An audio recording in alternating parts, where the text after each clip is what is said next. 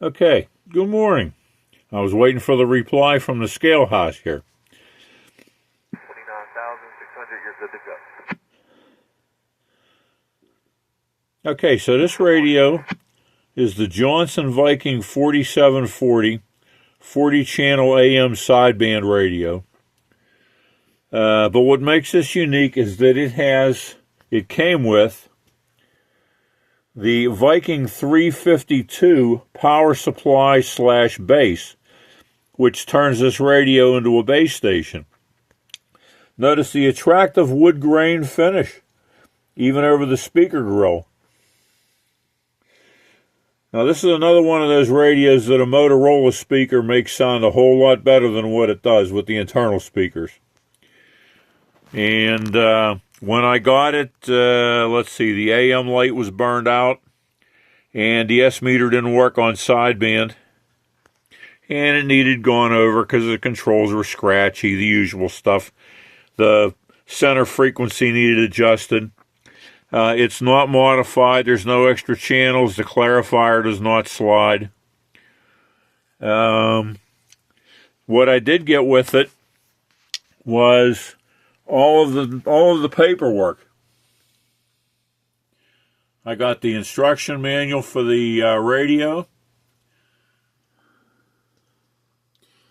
I got the instruction manual for the power supply.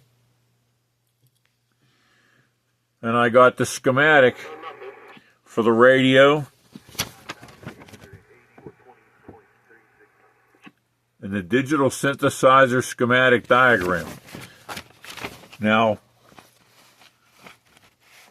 this is what I found out what does what by trial and error mostly. And it's a little bit more extensive than what you'll find on most of the places on the internet. So, here's what the schematic looks like.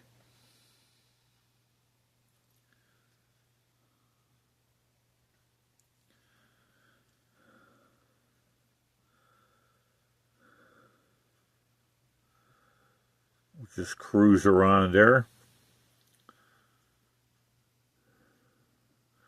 And of course it has the beyond anybody could ever understand why the microphone connector is in the back, because that really limits what happened. Also, the post office smashed the original microphone. There's pieces of it. But somewhere along the line of my travels, I managed to pick up a Johnson microphone, and I took the case off of it and swapped out the cases. So we're still good. So let's see. Turn the volume on. Go to another channel so we don't interfere with the slag dump. And she's making almost 3 watts on this low band here.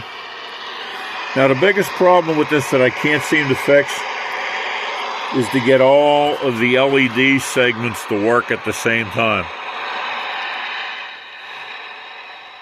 I've tried numerous times to reheat the connections where it goes onto the channel switch, and my experience with doing that is that you only get so many times before it quits working altogether. So I'm going to cut my losses and live with it like it is, considering that it'll just go into the collection and probably won't get used much. It's not going to matter very much. So let me turn this off so I can show you one more thing. The little Johnson Viking guy, he turns red when you push the mic button.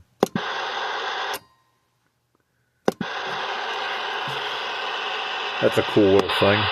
It's upper sideband, lower sideband. So as you can see, there's really nothing going on here again today. Turn that back on. 40.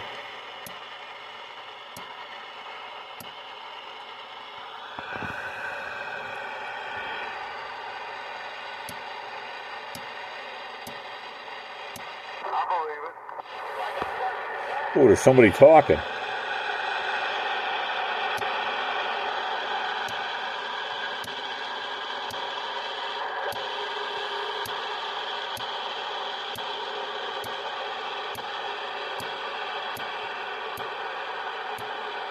As long as the digit on the left keeps working, the 10s, I can figure out what channel I'm on.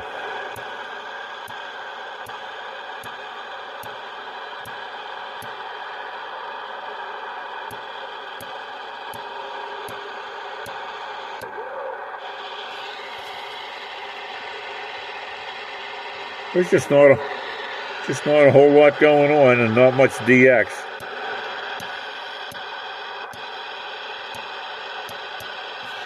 So we wind up back on the Quarry channel. And that's where I'll leave it for the 8-hour test. Like I say, this sounds a whole lot better. Sounds a whole lot better. Yeah, with a Motorola speaker, but then again, a Motorola speaker can fix anything, I think.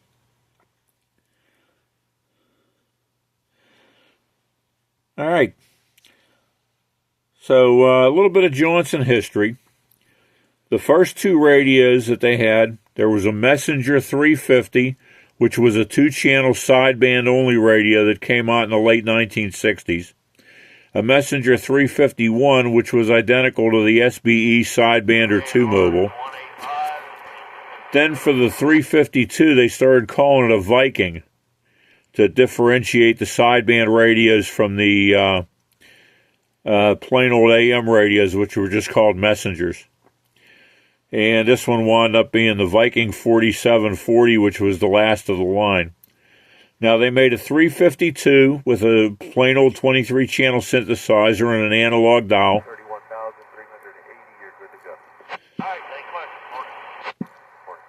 352 Delta, which had a phase lock loop synthesizer and a analog dial. And from what I understand, that was real easy to add channels to. A analog dial 4740. For the first year for 40 channels, and then the digital readout 4740, which is what I have here. So this one's the end of the line, but like I say, what makes it unique is that, and why I bought it, was because it has the base station power supply, which is basically unobtainium, and it consists of a 13.8 volt 2 amp power supply and a speaker built in. And all the paperwork came with it. And over about 60 years of working on radios, I think if I have a schematic, I can fix pretty much anything. So there you go. The Johnson 4740.